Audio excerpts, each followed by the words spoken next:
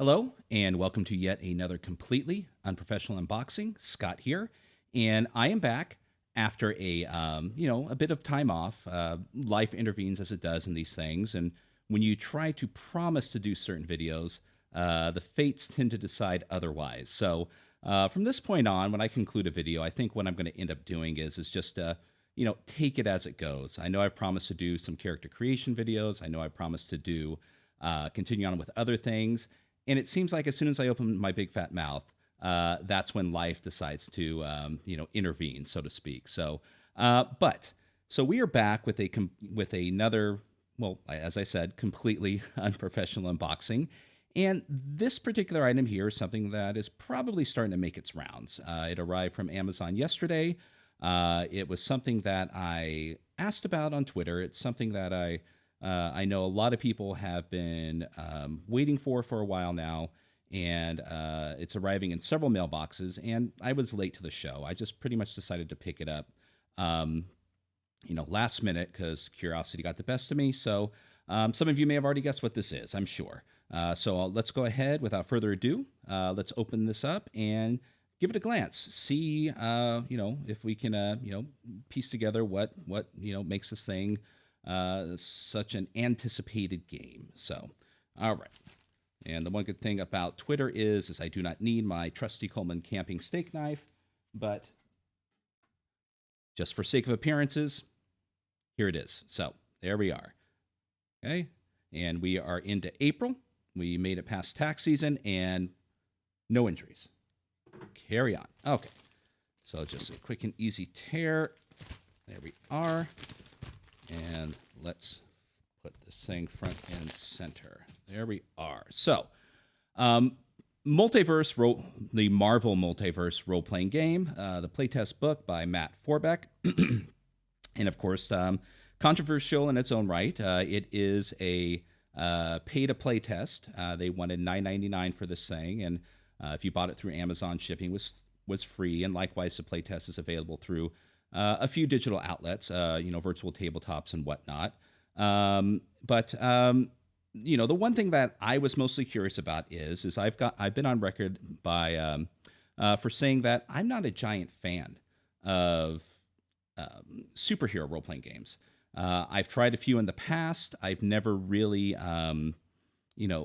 found one that I've enjoyed. I've started one of the things that I was trying to look towards when I started this channel was as I was picking up games, over the past year or so, trying to see if I can find a superhero game that I enjoy.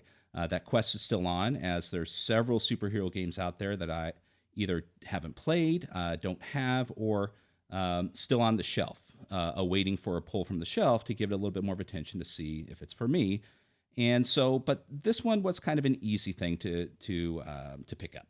Sure, $10 for a playtest book. It is, is there page numbers on here? It's about 120 pages. I mean, I'm not a big fan of this particular type of playtesting, but especially from a company that should be able to do this kind of thing for free. But it happens. I mean, it's kind of ingrained in our society now. I mean, you take a look at the video game world. Take a look at that. Where AAA studios are coming out with unfinished products on day one. People are paying $60, $70, $80 for these games. And, the day that they drop or the day that they pick them up, there's anywhere from a 1 to 4 gigabyte, file ready to be dropped to fix said thing. So we've kind of rolled into this, unfinished pay to play or play to complete type thing when it comes to games as it is. And it's very rare that, that you kind of get a finished product. More so, of course, as it's become a standard in video games. But let's face it, the controversy with the Dark Sun game that just came out, and that was a $60 drop, sometimes more for a lot of people. And let's face it, the product was woefully under edited, egregious things overlooked in that, and you know, maybe if someone got a hold of it prior, a lot of these things could have been found and they could have saved themselves quite a bit of money. But I'm digressing here. Let's take a look at this and see what it's about. Just have a basic page through like I do, and for those of you who are on the fence about getting this, or who are 100% opposed, but still curiosity is getting the better of you, we'll take a look. So, all right. So, okay, so we open up, and I would imagine that there's going to be, a lot of just, proprietary Marvel artwork from a variety of sources in this book. They've got everything at their disposal, so why the heck not? We do have, so we've got the D616 system. Yeah, it's kind of cheesy, but whatever. Which was, according to here, created by Mike Capps, Matt Forbeck, and John Nee. The writer of the playtest rulebook here is Matt Forbeck. We've got a variety of artists, cover artists, logo design here. Editor Brian Overton. And continuing on, we have, an editor-in-chief, C.B. Sabulski. Okay. And continuing on with a rather large list of playtesters. So, obviously this game has been playtested before said playtest book has come out. There's no way that this is just like, hey, we're done. Now let's charge $10 for people to playtest it for us. But still, the early access, that was the term I was looking for earlier in regards to video games. The early access mentality has kind of become ingrained in our society. You're paying for an unfinished product to try to assist the creators in finding said issues, and your options are to not buy it and wait until it's completed, or buy it and not participate, or buy it and participate in finding errors and situations within it. So what do we got here? We've got the several different contents within the book. We've got an introduction, core mechanics, character profile, combat, creating a character. So you can, they give you the aspects to create your character. This is not just here's Spider-Man, here's Captain America, and let's see how these rules play out utilizing them. But I'm sure that's going to be an option, as it seems to be in most licensed, superhero games like Marvel and DC. We've got the different archetypes, backstories and traits, list of powers. We've got your Marvel heroes. There you go. Marvel heroes is either as NPCs or player characters we don't know yet. Narrator, which is the terminology for this game for game master, and enter Hydra and adventure. Well, there you go. It's pretty much what you would get in any sort of game these days, or what you should be getting.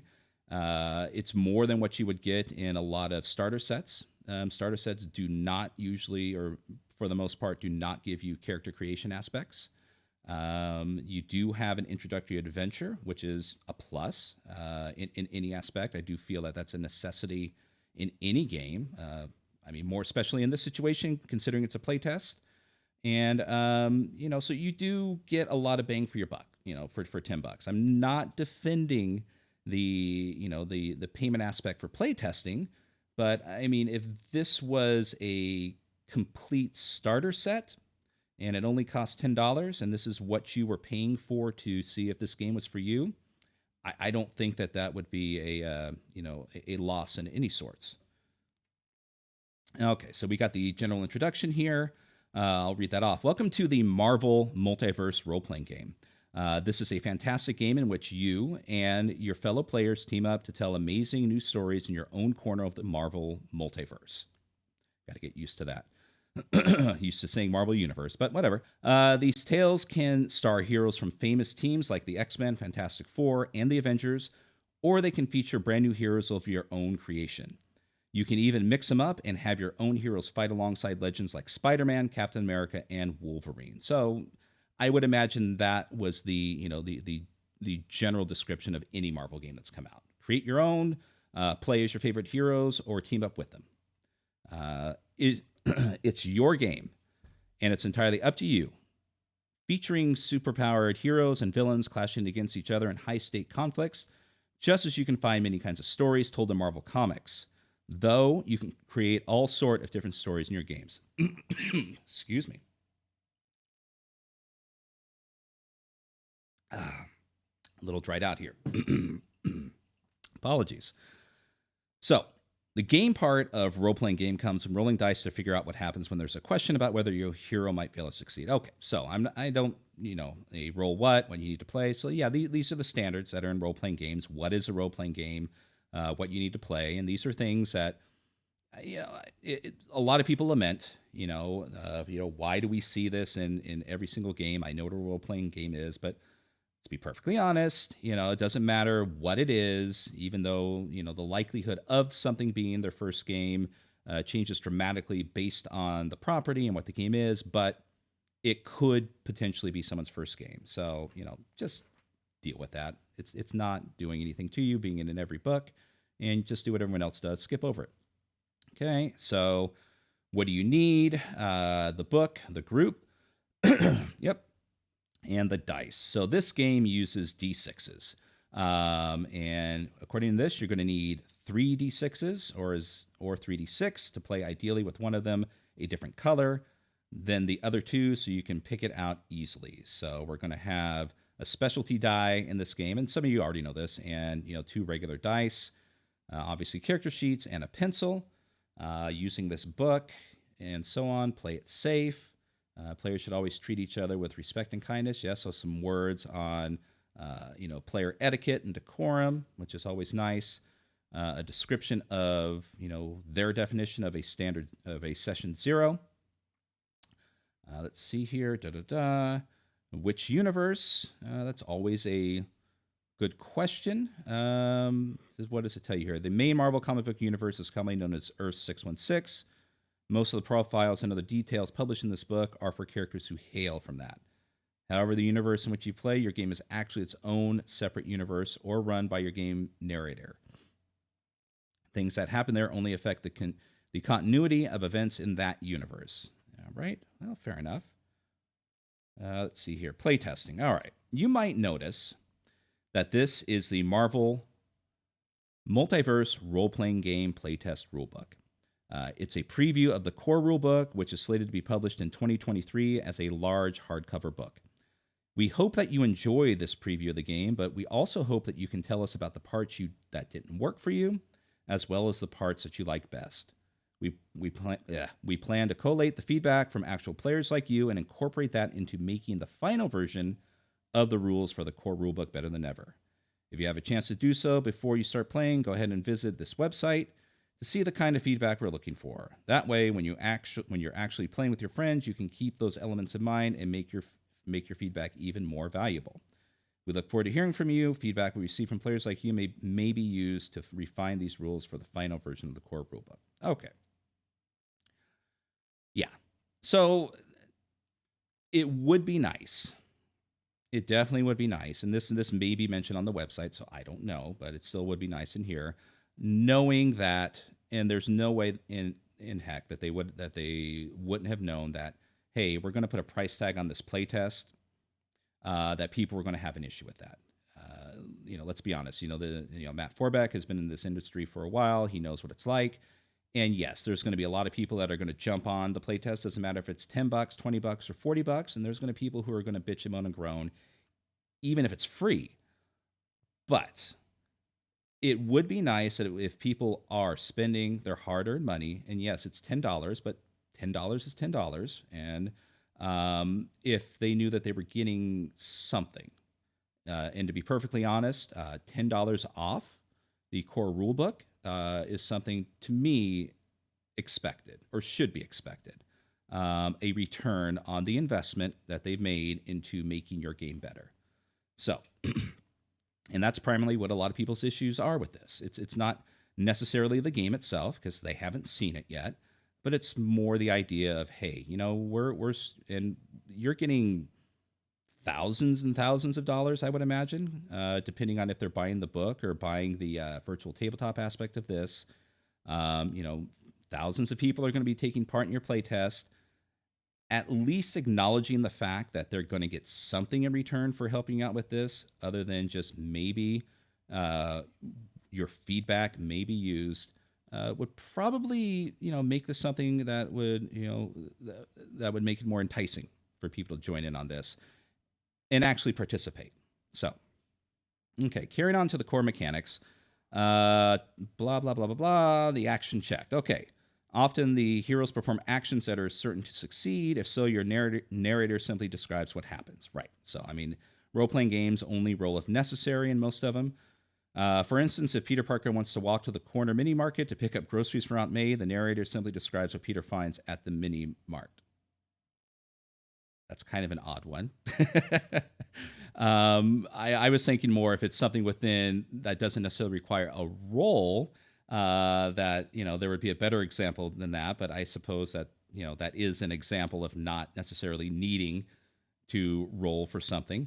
However, heroes sometimes want to attempt actions that could fail. So what happens if you try to clobber Dr. Doom? Yep, so on and so forth. Anytime circumstances make it challenging for a character to complete an action. Okay, let's get to the meat of this. What do you do? There we go. To resolve an action check, you need 3 6-sided dice, each referred to as a d6, 2 regular ones, and a special one called a Marvel die. So right off the bat, I'm sure there's going to be proprietary dice in this, but you probably won't need them, of course. You just need 3 dice and 1 of a different color. An official Marvel Multiverse role-playing game die has a special Marvel logo in place of the 1. I can see the future. If you don't have a Marvel die, just substitute an ordinary d6 of a different color from the other 2 dice you're rolling. Yes. Okay. Or roll one of the dice separately and call that the Marvel die. That too. Okay. So, moving on. Let's get to the meat of this. It's important to be able to differentiate your ordinary dice. Yes, you made that clear.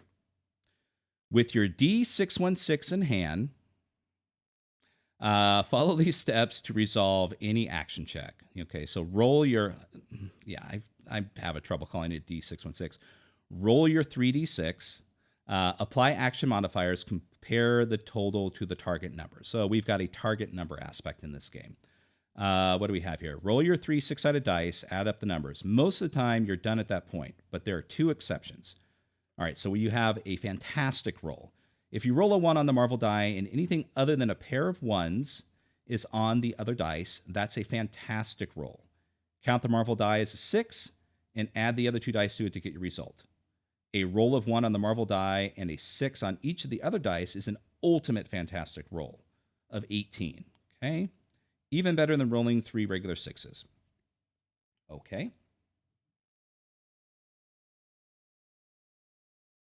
Interesting. Sorry, excuse me again. Botched roll. If you roll a 1 on all 3 dice, that's a botched roll. Count the Marvel die as a 1, and your roll equals 3. The worst possible result. You automatically fail at whatever you were attempting, and something particularly bad happens. Okay. So, the Marvel die, the 1 on your Marvel die has both fantastic and botched aspects to it. Got it. Okay. Apply your action modifiers. Add the character's action modifier for the ability they're using for the attempted check. Depending on the action, the character's ability scores, archetype, rank. The action modifier can range from a -5 to +20 or more. Okay, +20 or more. So these, difficulty ratings obviously are going to be relatively high, or target numbers they call it. Every action check has a target number. The rules describe target numbers for many common action checks. If a particular kind of action check isn't covered by the rules, the narrator determines the target number using their judgment. Fair enough. All right, so here we go. Breaking it down. Ordinary roll. If the total is greater than or equal to the target number, you succeed at whatever you were attempting. If the total is less than the target number, you fail. Okay. With a botch, the attempt automatically fails. And then we have the fantastic roll. If the total is equal to or greater than the target number, you achieve a fantastic success. You didn't just succeed, you triumphed. Many powers in Marvel Multiverse role-playing game have special effects triggered by a fantastic success. Okay, there you go. So you not only succeed, fantastically, you get special things added to it. Special things happen. If your total is less than the target number, you fail at the action, but something good still happens. Just maybe not what you're expecting. That's a fantastic failure. Okay. If your total is less than the target number, you failed at the action. Okay, you failed at the action, but something good still happens. Just maybe not what you're expecting. Okay. So the only thing, so you still fail, but the GM needs to figure out something good that happens on the fly. Okay. But it's so you only entirely fail with a botch roll. So automatically fail. So if you roll 3 ones. So the only way that you can have a colossal failure is 3 ones. But even if you do fail on your roll, something good happens. So you fail your action, but something good still happens. That's an odd one. Try to. Okay, I'm sure. Hopefully, there's something described in the book how to handle that aspect in the GM section. So, okay, doing the math. It may seem like there are a lot of numbers flying around. Feel free to use a calculator app to help out if you like. Okay. Thank you.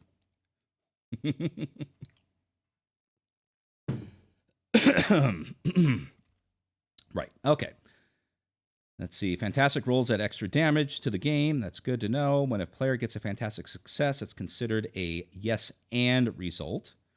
The action succeeds with an extra special. Something happens. You just said that. And fantastic failure, on the other hand, is a no but. The action fails, but something special still happens. Okay. So, okay, is it special or good? Because in the other descriptions, it's something good and something special. Those are two different things. Mini powers list an effect for a fantastic success. If nothing is listed, the controlling player can suggest an effect subject to the narrator's approval. Okay, that's in most games. That's fine. When it comes to a fantastic failure, there are no set standards. Instead, the extra effect is up to the player. Okay. They get to suggest an idea for that special something on the spot. If the narrator approves, then it happens. If you aren't ready to come up with something else, the default extra for any fantastic roll is that the player gets an edge on their next standard action. Okay, so an edge. So I would imagine that maybe an extra die or something. A plus to your roll. Still, it's interesting though. I'm iffy on the failing upward aspect of certain games. Not sure my particular feeling on this within this game as a superhero game. Yeah, I mean, and this is kind of like why I have issues with superhero games. Is I sometimes feel the mechanics of most superhero games get in the way of the heart and the story of what what I interpret as a lot of these standard tropes within superheroes and game or superhero comics and whatnot. And a lot of the times, the super crunchy aspect of it is that particular rules such as this that I believe they're trying to emulate that aspect, but I don't think they really are doing a good job at that. But these are things that obviously are hard to determine until they're brought into play. So, excuse me again. So the ultimate fantastic roll. Lucky players might wind up with an ultimate fantastic roll. A 616 result on a D616. If a player makes such a roll, they automatically succeed at whatever they're attempting to do and can ignore any trouble, which is the opposite of an edge. More on that soon. Okay, so we've got edges, which are pluses for your heroes, and trouble, which are negative aspects. Fair enough. So we've got our list of target numbers here, modifiers from a -7 to a +7, challenging TN by rank, okay, and the action check format. If the action has a static target number, the action check uses the format ability versus target number, okay, such as make a might versus target number 20 action check. Fair enough. Okay, so edges and trouble. Okay, and then here's the table challenging target number by rank. So we got rank 1 through 25, and target numbers range from a 15 to a 31. Okay. Okay, sometimes circumstances can help the dice go your way, and sometimes they hurt your chances instead. That's the difference between having an edge and having trouble. Okay, so what is an edge? If your character makes an action check under favorable circumstances, uses special skills, and plays top-notch tools, or otherwise has an advantage, the narrator can grant your character an edge. If so, you can re-roll a single die on that action check and use the better of the two numbers. For instance, if you roll 4 and a 5 on the ordinary dice and 2 on the Marvel die, you might choose to re-roll the Marvel die in hopes of getting a 1. Okay? On that die, at least something better than the 2. On the other hand, if you roll a 1 and a 1 on the ordinary die and a 5 on the Marvel die, you might choose to re-roll one of the ordinary die instead with the hope of getting something better. Okay, fair enough. So edges, re-rolls. Troubles. Let's see if I can guess what that is. It's the same thing, but you take the worst number, probably. You may have a trouble on the action check if you attempt the action under bad circumstances. Blah, blah, blah. When you have trouble, the cause of your trouble can force you to re-roll a die in your action check. You must use the worst of the two numbers. Okay, yeah, so there we go. For example, if you roll a 1 and a 1 on the ordinary dice and a 5 on the Marvel die, the narrator would simply have you re-roll the Marvel die. Okay. Similarly, if you roll a 6 and a 6 on the narrator dice and get a 1 on the Marvel die, the narrator would probably have you re-roll the Marvel die. Okay. So, yeah, so edge, re-roll, take the better number. Trouble, re-roll, take the worst number. All right, so what do we have here? And then sample character profile. So this is the one I believe they posted. This is Spider-Man. Health of 80, focus of 90, might, agility, resilience, vigilance, ego, and logic, with the various modifiers there. Defense. All right, initiative modifier +7 with an edge. So I believe so. His initiative modifier +7 with an edge. So you automatically have an edge with that. So that would probably show, that why Spider-Man is so quick, or, obviously showing how his spider sense works within games. So climbing speed, jump speed, swing line speed, flight damage, range damage, so on and so forth. Karma, okay, karma within the game. Spider powers, a listing of several different things there. Utility, wisecracker, okay. And then we have the biography, and then backstory, origin and profession. So I assume that's something within the game mechanics. And traits, more game mechanics. Add up to what Spider-Man is. All right, so there we go. Let's see here. What do we have? We've got ranks. So we got rank 1, you're just getting started, up to rank 25. You are powerful enough to intervene in interstellar conflicts and single-handedly change the outcome, like Captain Marvel or the Silver Surfer. Okay, so we've got various degrees of ranks here to give everyone a general idea of where they would, where they would stack up to within superpower or superheroes within the Marvel Universe. We've got your archetypes, which are, to me, seem to be standard aspects in any superhero game that I've read so far. We've got blasters. Blasters rely on accurate, powerful shots to defeat their enemies. We've got bruisers, large, tough, and strong. Geniuses are inventors, strategists, and manipulators.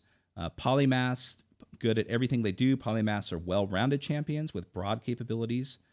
Who would that be? Captain Marvel, Iron Man. Really, Iron Man. He wouldn't be a genius? Okay. Spider-Man and Thor. Huh. Okay.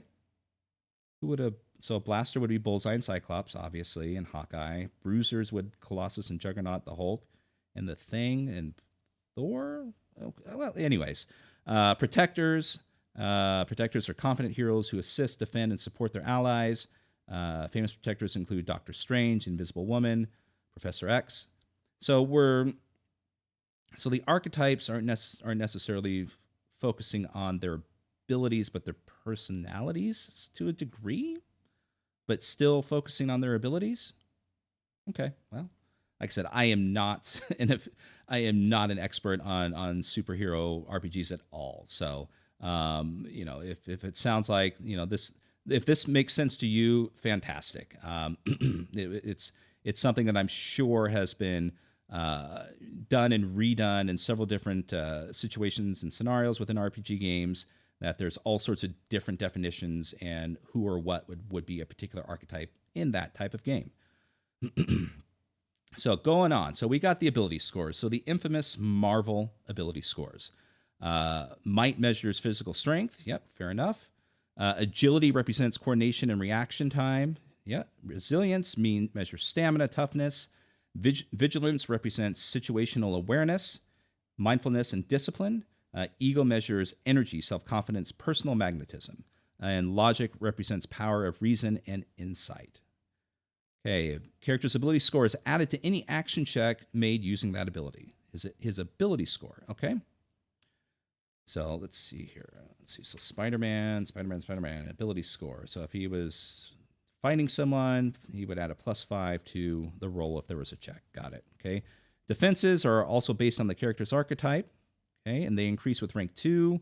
Add the character's ability score to the base score to come up with the final number. Some powers can also modify a character's defenses.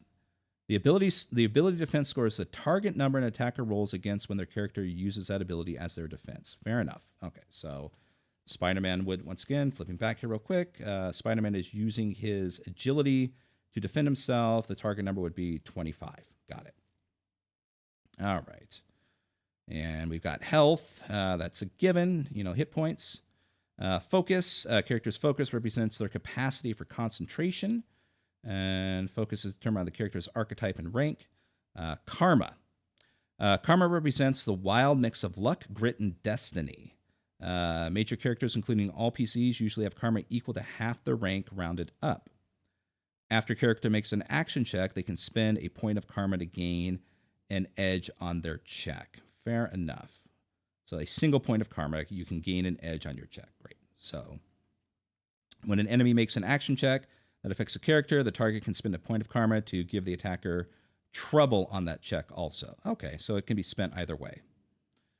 Earning karma. So karma is what? Other than a commodity within the game, you can earn it doing several different things. You've rescued someone, made an inspiring speech, I would imagine role-playing aspects, and so on when the character's challenging traits come into play. Okay.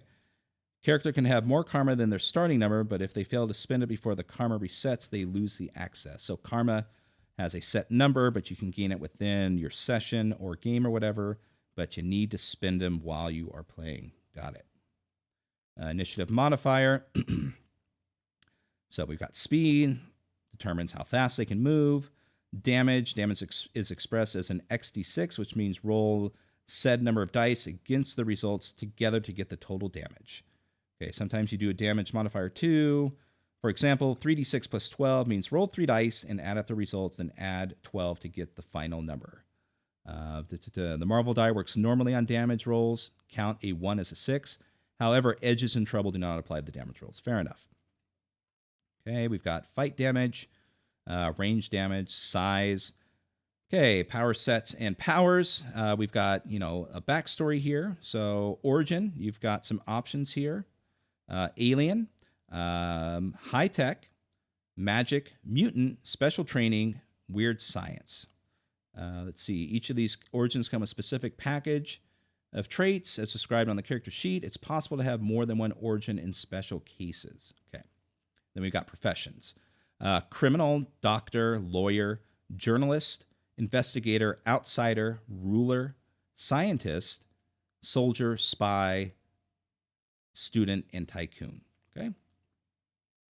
A dozen common professions. So I would imagine these might be added to in the core book.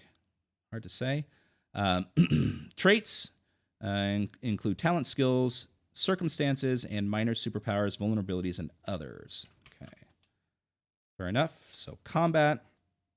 So sequence of play. So how combat works. You determine positions, roll initiative checks to determine the initiative order, start a round. Each character takes their turn in initiative order.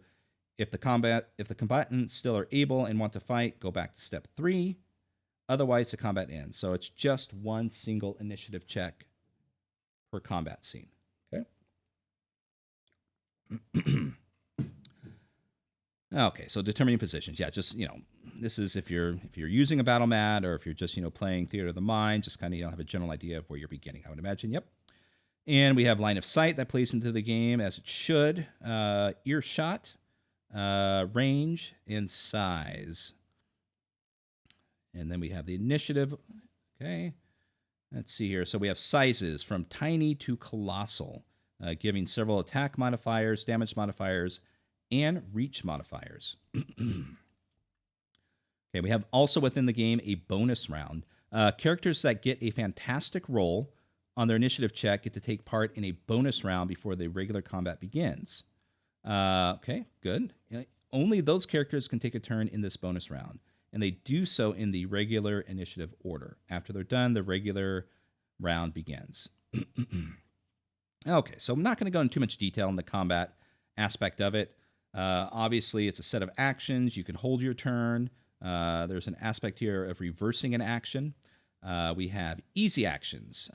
So let's see here. You can take actions in any order. Okay, so on a character's turn, they can take one easy action, one standard action, and one movement action. Okay, so fair enough. So we've got easy actions. Those are activate, maintain, or end certain powers. Communicate. Communicates an action. Okay, interesting. Grab an ally, interact with something, pick up a smaller thing, stand up. Okay. And we got standard actions, which activate, maintain, or end certain powers or conditions. Okay. Aid an ally, attack, dodge, escape a grab, grab an enemy, interact with something, pick up something, prepare, and throw something. Easy enough. So, moving on, we have many powers can be used with a special kind of action called a reaction. Interpose. Trigger. An ally within the character's reach is the target of an attack that does not also target the character. So, throw yourself in front of one of your one of the other players. Skulk. The character is a target of an attack, and an ally within the reach is not a target of the attack. The character moves for free behind their ally, and the ally becomes the new target of attack. The attacker's target number for the attack is the lower of the character's defense. Okay, so fair enough. So you can utilize a special kind of action called a reaction, where you could sacrifice yourself for one of the other player characters in two different ways, it seems. All right. Movement actions. Oh, wow. So it's things other than movement. You can, continuing on, activate, maintain, or in a certain power or condition, carry something, move, and stand up. All right. So various types of movement, from flying, teleporting, sneaking, towing, and so on. Falling and falling damage. Controlled landing, doing the Iron Man landing in every single game where you're jumping off of the roof. If not, are you really a superhero? Dealing damage. So we've got fantastic damage, damage types and subtypes. Okay.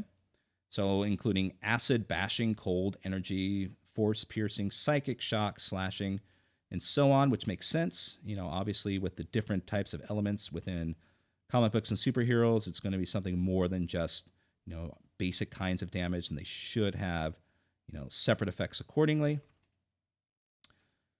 Healing. After a tough day, a character wants to get back to full fighting form. A character who is not unconscious, demoralized, or worse regains lost health and focus equal to the character's rank every hour they take it easy. For every hour they actually sleep, they regain double that. Easy enough. Okay. So we have conditions within the game too. We have bleeding, blinded, deafened, demoralized, grabbing, paralyzed, pinned, prepared, prone, shattered, sneaking, stunned, surprised, and unconscious. Objects, you're going to be crashing through several walls and doors, I would imagine. Tossing cars, tossing trucks around, whatever the case may be. Throwing people through stuff. Attacking objects. Objects against an unmoving object have a target number of 10. Fair enough. And sturdiness ranging from fragile to incredible. Fragile being glass and plastic, and incredible being adamantium and vibranium. Okay, there's things in here on improvised weapons, which definitely should come into play with any superhero game. Making holes, plowing through objects, as I just mentioned earlier. All right, so creating characters. So the character concept in general, we've got a code name, obviously your superhero name, real name, gender, height, weight, eyes, hair, distinguishing features, occupation, teams, base, history, and personality. Fair enough. Okay, so how do you do your ability scores? Okay, let's see here. Determine your character's ability scores. Remember the first initial spell, Marvel. Yeah, we're aware of that. The average score for any ability is 0. Okay. The standard human level abilities range from a -4 to a +4. But your character's rank, archetype, and powers can lift those limits much higher. So, selecting ability scores. What do we have here? Is it a point-by system? Number of points you have available to allocate to your ability scores is determined by the character's rank, as shown on the ability score points table. You can spend the points however you like. In addition, if you lower a score below 0, you can use those points to increase other scores. For instance, lowering a character's score equal to -2 would give you 2 points to use on other scores. So it's a point-to-point. All right, so rank 1. Points available, you get 5. So when you first start to create your superhero, you have 5 points to move around between the variety of ability scores here, and starting at 0, if I'm not mistaken. Fair enough. Let's see. The default cap for any score is 4, but a character's archetype and powers can raise caps for individual scores. So, all right, so you have your base ability scores, and then depending on where you want to go with your character concept, that could go up from there. Fair enough. Let's see here. Powers. Your character's rank determines how many power sets they have access to and how many powers they can pick. Powers are complex enough that they have a whole chapter dedicated to them. Fair enough. Then we got health, focus, karma, your initiative modifier, speed, fight damage, range damage, and size. So, character concept. Okay, so they give you an example of building the character here. Fair enough. Okay. So, carrying on. Here we are.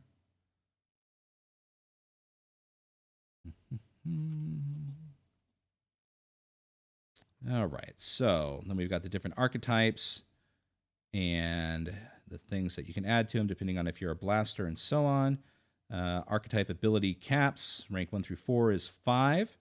And what can raise them is blaster, agility, and vengeance, so on and so forth. So depending on what you are, your ability scores are modified by if you're a blaster, bruiser, genius, polymath, and so on.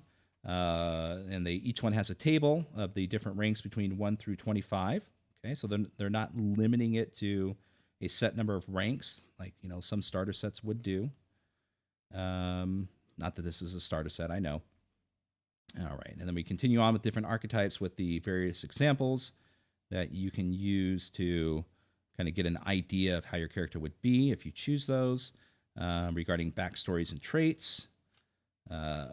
So we've got the variety of alien with examples and traits associated with them. All right. Extra traits. Other characters, once a character reaches their rank cap, they can still gain traits through gameplay. Okay, so we've got other things like abrasive, alien heritage, audience, berserker, blind, bloodthirsty, clueless, and so on to help flesh out your character concept. Easy enough, and wow, quite a lot of them, which is good. Powers. All right, let's see here. For example, let's see. You own your hero. Let's see. When you create your own hero, your character rank tells you how many power sets and powers you can pick. For example, a 5th rank character can access up to 5 powers from 2 different power sets. If a character doesn't use a power set, they can pick an extra power set instead. For example, if a 5th rank character only picks powers from 1 power set instead of 2, they can pick 6 powers instead of 5. Okay, this is just a start. Sorry, I'm drying out again.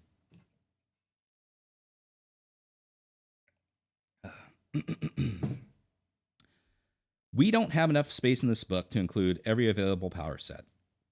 Okay, fair enough. So, because of that, we chose to focus on the powers and power sets of the characters whose profiles are listed in the back of this book. Okay. So, powers are grouped into related sets, as you've said. The powers described in the chapter are listed alphabetically. Each power has 2 things listed with it. They are origins. If the character has this power set, we recommend they use one of these origins. And effects, the basic bonuses that come with this power set. All right. So, battlesuit, blades, cybernetics, and so on. Oh, wow. They aren't kidding. So, we've got battlesuit, blades, cybernetics, firearms, energy control, martial arts, plasticity. Sorry. I'm still dried out. Shield bearer, spider power, super strength, tactical mastery, and weather control. Okay, so that gives you an idea of who they have as the default Marvel superheroes that they've included in this book. Utility powers, and so on. Okay. Okay, so here's a power list. Oh, so we've got a chart kind of guiding you through it if you want to follow them, as they're grouped by power sets, along with prerequisites, if any. So some of these are going to have prerequisites. Very cool. Power descriptions. All right, so we'll just kind of flip through this. So power descriptions. Excuse me. And yeah, so they are right. So powers does obviously superhero book, taking up a good majority of this the playtest book here. So Marvel Heroes, the following pages feature several character profiles you can use instantly in your game. All right, so who do we have here? So we have Black Panther, Captain America. So Black Panther is considered a striker, rank 15. Captain America, a polymath of rank 15. We've got Captain Marvel, a blaster of rank 25. We've got Groot, a bruiser of rank 15. We've got Iron Man, a polymath of rank 15. Rocket Raccoon, a genius of rank 10. We've got Spider-Man, a polymath of rank 10. Okay. We've got Storm, a protector of rank 15. Okay. Well, I don't know if I agree with that Spider-Man thing. Okay. Well, so this is Miles Morales. Miles Morales is Spider-Man. Fair enough. So, I mean, Miles Morales being somewhat younger and obviously not quite a veteran in most of the superhero comics. I am not a Miles Morales. I'm not knowledgeable about a lot of his backstory and whatnot. Obviously, if I'm basing it off of, let's say, the recent movie, sure. Yeah, he's still learning his powers. So, Thor, a polymath of rank 20. And we've got Wolverine, a striker of rank 10. Interesting. Okay. All right. So finally, we conclude with the narrator aspect, or the GM portion of the book. We got some paragraphs here of the basic things and what a narrator is, setting expectations, ways to play. So theater of the mind, on a map, using miniatures, playing freeform. Playing on a grid, ignore diagonals. You might be tempted to worry about the fact that characters on a square grid that move diagonally are moving slightly farther than those who do not, but for the sake of not having to bother with the math, ignore that. Done. Virtual tabletops. If the players in your group can't all be in the same room, you can use any number of virtual tabletops from your game. Yeah, okay. Working with ranks. If you're playing a game with existing Marvel characters, you don't have to worry about how the characters are going to gain ranks. After their origin stories are complete, most Marvel characters are already at the highest rank they can be. Spider-Man, for instance, is never going to be as powerful as Thor, no matter how many adventures he goes on. Okay. Starting ranks. So before you start a game, you should chat with your characters about what rank they want their characters to start at. While it seems natural to start at rank 1, there's no reason you can't easily start at rank 5, rank 10, or any other rank that you like. Okay. Rank caps and mixing ranks. Okay, some advice on that. And then the adventure. Enter Hydra in adventure. All right, so not going to give too much away on this, but it's the adventure in here is meant for 3 to 6 characters of rank 10 to 15. If that doesn't match your player's characters, you can still use it, but you might need to adjust the numbers and ranks of the foes to provide them a meaningful but not overwhelming challenge. Ultimately, the players can create characters of their own from scratch. These can be anywhere from rank 10 to 20, and the ranks can vary among the characters as they wish. You can even mix original characters with established Marvel heroes if you like. the characters creating their own characters, you should figure out why they're working with the others before the game starts. So yes, you're going to get some, narrator, GM handholding here, which is fine. You want that in a core rulebook because you're learning the rules. So we've got a detailed map here and going through. So a very short adventure, Glossary and index in the back. And then an example of the character sheet, which is going to be 2 pages. So, and with a link at the bottom to go to download the character sheet, and rules reference additionally at the back. Hopefully these can be downloaded also. And then now Marvel wants to know what you think. All right. Visit marvel.com/RPG to share your input, so on and so forth. To keep your eyes peeled, prove the final game, more superhero profiles. Okay, so this is just pretty much an advertisement for the game. So it still doesn't really say, if you get any sort of, if you get anything for actually participating in this. And to me, that would be nice to know. So, in the back of the book. So, all right. So apologies if this ran a little long. Kind of wanted to give this more of an in-depth look, just all things considered. Rather than just a quick breeze through like I do with other things that I get in the mail. So for those who, once again, who wanted to at least kind of have a general page through, kind of just, this would be something that you would do if you're at a game store. You pull the book off the shelf, flip through it, take a look at the key aspects, maybe sit and read it for a little bit to get a general idea if this is for you. So hopefully this helps. Hopefully, this gives you a general idea to decide if you we're on the fence. If you want to continue, if you want to participate in this playtest, if you feel that $10 is worth picking up this book. And likewise, it could also cement the fact, for those of you who absolutely wanted nothing to do with this, whether it be the fact that you're paying for the playtest or just the quick glance through the rules here. It kind of, tells you that this particular game is not for you. Either way, thank you for watching the video. So there you go. That was the Multiverse role-playing game. One more thing to add is, I'm going to say, regardless of the material within this book, the layout of it, to me, is exceptional. Very easy to read. The font and everything is crystal clear.